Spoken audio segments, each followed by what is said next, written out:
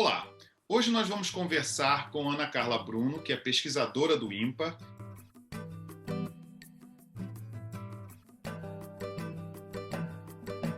Ana Carla, antes da gente começar, primeiro, muito obrigado pela entrevista e você pode se apresentar para a gente, falar um pouquinho do seu trabalho. Boa noite, né? Primeiro, eu queria agradecer pelo convite, por vocês permitirem que eu participe desse processo coletivo, né, de reflexão, de aprendizagem sobre esses processos e esses projetos de revitalização, né? Vitalização ou retomada, como algumas pessoas preferem chamar. Eu trabalho no INPA, né? Já vai há 17 anos. Minha formação é em antropologia linguística, né? Tenho um mestrado em linguística, mas tenho um doutorado em antropologia linguística. E também, assim, eu acho que eu gostaria de pontuar antes de a gente continuar essa conversa, só muito recentemente é que eu venho trabalhando com línguas que estão nesses processos de vitalizar a língua, que os jovens não querem mais falar a língua. Então, é muito recentemente que eu venho trabalhando com esse tipo de situação. Então, aproveitando o gancho dali do final da sua apresentação, eu queria que você falasse um pouquinho de que comunidades são essas, né? E que comunidades você tem visto que ainda falam a língua e eu acho que não falam a língua, que você tem tido contato, que falasse um pouquinho e que você também pudesse falar um pouco para a gente sobre essas comunidades que ainda falam a língua, em que contextos ou em que situações você vê a língua ainda sendo usada? Eu venho trabalhando com muitos grupos, né? Dependendo da demanda do INPA, né? Mas nas experiências que eu tenho tido, né? Entre os tenharinhos, parintintim, entre os Mura, que já não falam mais a língua, mas tentam de certa forma, revitalizar o Iengatu, né?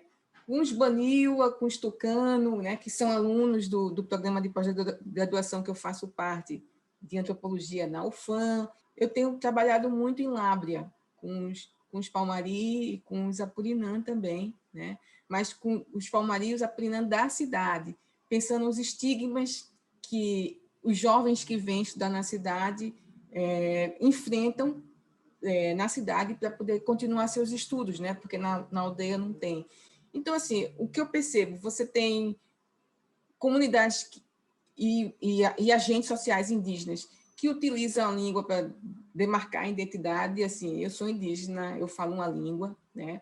Em diversos contextos, em reuniões, né? Em cerimônias. Você vê também muito desses agentes sociais indígenas tentando, em feiras de artesanato, através de rituais de dança, cantando nas suas línguas, ou seja, eles acionam os indígenas, dependendo do contexto, dependendo da comunidade, dependendo da situação, dependendo do município também, né? E dos estigmas que eles carregam com as línguas que eles falam. Né? Varia muito, varia nessa situação política de demarcar em reunião que eu falo uma língua, eu sou indígena, sim, eu falo uma língua, em processos rituais, sobretudo em Manaus, você vê muito discutindo na língua, né, nas feiras, mas eu vejo, sobretudo, também entre professores, tem uma preocupação muito grande nas comunidades, esses professores que querem fortalecer a língua, de certa forma, esse entendimento que se a língua está em risco, a língua não está em risco. Então, o que eles podem fazer dentro de suas comunidades para que a língua não se perca? Então, assim, você tem uma professora Baré, ela tenta incentivar, de certa forma, da melhor forma possível que ela tenta fazer, cantar em línguas Iengatu, pega desenhos na comunidade, fazer e diz o nome daqueles animais Iengatu, daqueles objetos, ou seja, tem os falantes, né, ou os que estão em processo de revitalizar a língua, ou mesmo os que não falam, eles tentam acionar essa língua, utilizar essa língua de certa forma, tanto por aspectos políticos, quanto por aspectos ritualísticos, mas também, sobretudo, eu vejo muitos jovens que são professores, né, em várias comunidades, tentando acionar e revitalizar, retomar essas línguas. E aí tem uma questão que eu acho que é importante a gente trazer à tona, né, que é tentar entender que crenças, que ideias, que representações esses falantes têm de suas próprias línguas, né? E das línguas dos outros. E como é que eles vinculam essas línguas e como é que eles acionam essas línguas, o que nos Estados Unidos, porque você está aí, se chama de language ideology, né? Ideologias linguísticas, né? Eu acho que esse aspecto é muito importante nos projetos de revitalização. 3 anos atrás, a gente teve um festival de línguas indígenas, né, na realidade de músicas indígenas e assim de vários grupos. Naquele dia eu vi como acionar a língua, assim, um jovem ticuna, isso foi muito impressionante, da região de Benjamin, quando ele antes dele cantar ele deu esse depoimento, né, que assim ele já não estava dando mais valor para a língua e aí ele viu que assim quando ele atravessou a fronteira viu que os jovens ticuna da fronteira estavam tocando reggaeton na língua, né? Cantando reggaeton na língua. E eles querendo, poxa, como é que eu não vou entender esse reggaeton? E aí esse jovem do lado brasileiro começou a montar um grupo de reggaeton em ticuna e que estava estimulando os outros jovens ticuna também a cantar reggaeton. Então, eu acho que entender esses mecanismos, né? Aqui no estado tem um potencial muito grande de a gente ver de como essas línguas podem ser acionadas, né? Mas, antes de tudo, a gente tem que entender que ideologias linguísticas estão por trás delas. Você deu exemplos ótimos assim de uso da língua. Eu queria que você falasse agora um pouquinho para a gente do que você tem visto, das dificuldades e dos desafios do uso da língua nessas comunidades com as quais você trabalha. Uma das dificuldades, eu vou dizer particularmente da experiência que eu tenho observado, né? Tem uma demanda muito grande nas comunidades. Claro que não é um material didático que vai salvar a língua. Eu tenho ciência disso e tenho clareza dessa questão, né? Eu sou defensora disso, mas o material didático ou as atividades que você pode estar utilizando pode auxiliar muito no processo, né? Eu entendo que, assim, livros de alfabetização, com os sons na língua, né, com os padrões silábicos, com os fonemas, com lista de palavras que tenham animais, que tenham objetos do cotidiano, que tenham sentenças para indicar a ordem das palavras na língua, né? Comandos da língua com perguntas e respostas. Eu entendo que, dependendo da situação que a língua está, eles são essenciais, eles são fundamentais, são muito importantes. Eu queria que você falasse um pouquinho para a gente, então, sobre a demanda de materiais, dos tipos de materiais, atividades que no teu trabalho tem surgido, tem aparecido. Eu vejo que eles sentem muita dificuldade de ter material em ciência. E aí, talvez, por os professores me vêm chegando com um monte de biólogo, né, e das possibilidades que eles podem trazer, eles sempre perguntam, não seria possível traduzir esses materiais para a língua da gente? Como é que a gente pode fazer um material similar ao de vocês, né, mas que seja na nossa língua, né? E aí é muito interessante porque assim as experiências eu orientei já faz um tempo isso, foi início de já faz uns 10 anos, uma moça na entomologia. Então ela queria entender como é que os Baniwa classificavam os insetos, né? Esse era o material do mestrado dela. E aí ela começou a lidar e disse assim, os índios demandando que assim, em contrapartida, para ela saber sobre isso, os Baniwa queriam que ela elaborasse materiais que eles pudessem usar na escola para pensar essa dimensão e esse universo dos insetos. Os Baniwa classificam, assim, de forma bem simplificada, na realidade, o que eu quero dizer, os insetos nos que ferram e nos que não ferram. E aqueles que ferram, os que ferram que dói muito e os que não dói, né? Não dói tanto, né? Assim, eu estou simplificando o material do mestrado dela.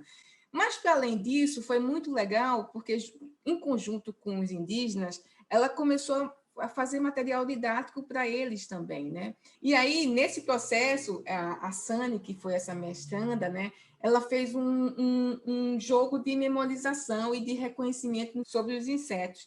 E é muito legal, porque, assim, com fotografias, mas também com desenhos, assim, eles fizeram um jogo que é atrás, né? Você tem um nome na língua, né? Esse material é Baniwa, o nome na língua, o nome em português, aí você tem um nome científico, mas para além disso, qual é a cor, qual é a forma, qual é o tamanho, qual é o habitat, onde é que esses insetos moram, né? Depois tinha um livro que se tem um mito com aquele determinado inseto. Mas isso tudo não do ponto de vista nosso, mas os próprios Baniwa explicando para ela em que contexto esses insetos vivem, como esses insetos se alimentam, né? E aí embaixo, que é a parte mais importante, que é a parte da tese, da dissertação dela, né? Ferra, não ferra? Ferra e dói muito ou não ferra?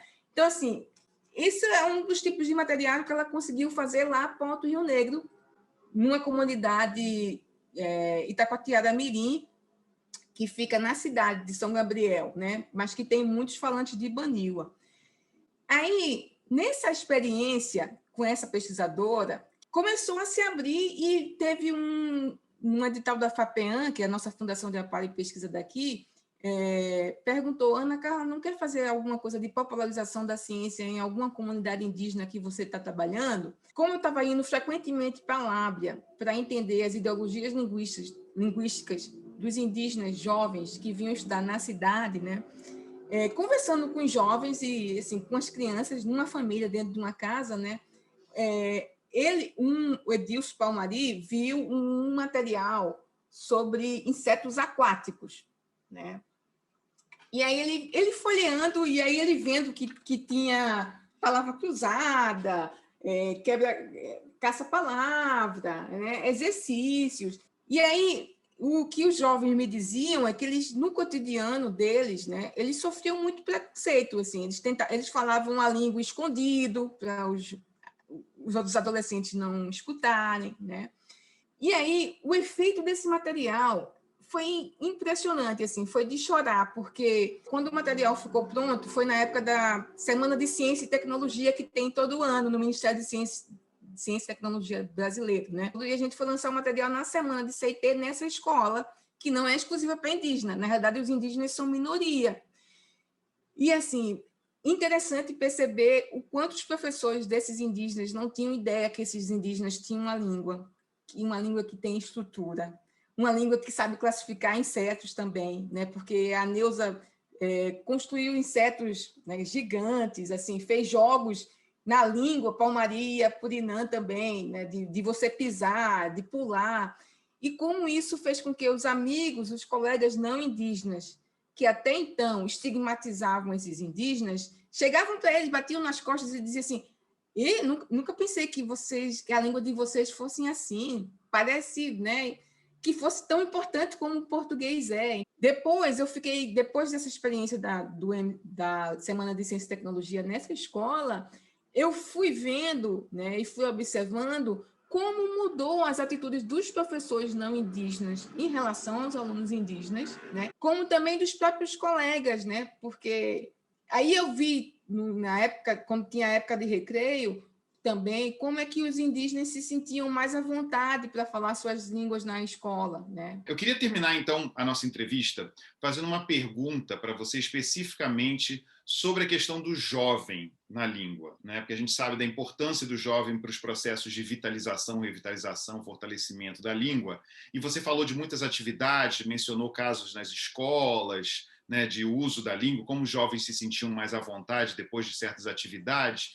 Eu queria que você falasse um pouquinho mais sobre essa questão do jovem, os desafios que esses jovens enfrentam e como você vê que a gente possa trazer mais jovens, envolver mais jovens, até talvez convencendo os velhos a deixar os jovens participarem, né, nesses processos de revitalização linguística. Luiz, você foi num ponto importante, assim, uma coisa que eu vejo e que também eu percebia muito entre os Tenharim, os Parintintim, mas isso 2004, né? Faz tempo, pode ser que tenha mudado bastante. E aí também eu vejo com meus alunos indígenas no mestrado e no doutorado, que são jovens, né, do Alto Rio Negro que vêm, que sempre estão muito preocupados em ter o respaldo dos mais velhos, né? Assim, e que é importante, né? A gente sabe que é importante eles terem o respaldo do mais velho, ter o apoio, ter o reconhecimento dos mais velhos, mas eu acho que nós, como linguistas, né, ou pessoas, pedagogos ou professores, né, pessoas que estão interessadas em auxiliar nesse processo de revitalização, de retomada ou de vitalização. Eu acho que a gente, quando chegar nas comunidades, a gente está muito atento para os jovens também, que estão vivenciando esse conflito, né? Essa dualidade entre tradição, entre aspas, né? As línguas dos pais, de manter, de conhecer, de falar, de inovar, porque isso, eu acho que esse processo, né, de criar reggaeton, né, de criar músicas nas línguas, eu acho que esse potencial de a gente não se limitar a essa coisa da língua pura, mas as línguas vão criando os novos significados, né, dependendo do espaço que ela é acionada. Eu acho que nesses processos é muito interessante a gente estar atento, os jovens poetas indígenas, né, que desenham e que assim podem até não dominar muito a língua, mas assim, como é que a gente pode trazê-los como aliados? Eu acho que é muito importante. E aí eu repito novamente, eu acho que pensar essas ideologias linguísticas no viés do pesquisador chamado Paul Croxt, né, que americano, que estuda muito essa questão das ideologias linguísticas nas comunidades indígenas também, eu acho que, particularmente, isso pode ajudar muito a gente pensar nesses processos de uso ou não uso da língua, nas mudanças que elas estão ocorrendo, e isso vai auxiliar a gente a entender e também no impacto desses processos de revitalização. E aí os jovens são muito importantes, né? Porque nessa continuidade, assim, se eu vivo um bombardeio que minha língua é feia, que minha língua não serve para nada, que minha língua não tem espaço, né? Para que eu vou aprender essa língua? E aí eu acho que tem algumas experiências aqui no estado que valem muito a pena. Eu acho que tem a experiência do ISA, que é muito legal, treinando comunicadores indígenas para fazer podcast na língua. Isso é muito legal. Estimular esses jovens também, assim, não fazer só livros, né, ou materiais que envolvam os mais velhos, mas puxar esses jovens para trabalhar com esses materiais também, dependendo do que eles querem escrever. Tem uma pesquisadora chamada Noêmia Cazuê, ela é micóloga, ela é especialista em cogumelos. Então, ela tem trabalhado muito com os Yanomamis, né? E fez muito material legal, assim, com os Yanomamis sobre cogumelo. Um dos últimos foi com as mulheres Yanomami, né? Naquela cestaria do Yanomami, aquela parte preta é um fungo, e eles fizeram um belíssimo trabalho. Tem um livro junto com do Isa, né? Na língua. E aí, a Noêmia, ela é muito esperta no sentido e também muito envolvida. Então, ela fez um guia de coleta de cogumelos e a gente aproveitou um jovem tucano que está na UFAM e ele que fez a tradução, né, de como coletar, de como guardar, de como... Claro que isso é bem do ponto de vista nosso, mas assim, o quanto isso está alimentando. E aí, ela aproveitou uma história falando sobre cogumelos bioluminescentes. E que, inicialmente, o livro saiu em Engatu, que foi o Aldevan que escreveu na língua, né? Inglês, português e japonês, que essa é a primeira versão do livro, né? Só que, assim, a gente não esperava o impacto depois que esse livro ia ter, né? Que depois a gente conseguiu... Tem ele em espanhol, né? A gente conseguiu. Depois a gente conseguiu em francês, né, um material. E aí, depois, obviamente, foi muito legal, que aí se traduziu para Baniwa também. Saiu também em tucano, tem a versão em tucano, né, do mesmo material. Tem a versão em Yanomami, do mesmo material. Né? Tem a versão em Caingangue, também tem a versão, só que eu não tenho aqui comigo, porque ainda não chegou, em Guarani. A gente também conseguiu traduzir para Guarani, e está com outras perspectivas de outras línguas indígenas também. Mas o que é o ponto? Né? É a gente envolver os jovens. A gente quer envolver os jovens e que isso faça sentido, e que essas crenças, né, esses estigmas que eles vivenciam no dia a dia e no cotidiano são perversos, né? São perversos e estão só no seu cotidiano constante. Né? Então, isso faz com que você vai desistindo da língua. De certa forma, para que eu vou usar uma língua que me traz tanto e cria tantos problemas, né? Se eu não vejo um significado para elas. Então, acho que que um dos aliados nesse processo de vitalização, como você falou, e de revitalização e de retomada da língua, claro que os anciões são importantes, mas os jovens são essenciais nesse processo. Carla, muito obrigado pela sua participação, muitos pontos muito interessantes, e a gente vai levar essa discussão, então, para a sala e para conversar, né, com a turma, porque você levantou muitos pontos muito interessantes. Muito obrigado. Muito obrigada mesmo por permitir participar. Espero ter contribuído, porque assim, o estado do Amazonas é muito grande, né? Eu trouxe um pedacinho dessa vivência dos últimos 17 anos que eu tenho tido no INPA e dessas demandas que eu tenho visto nas comunidades.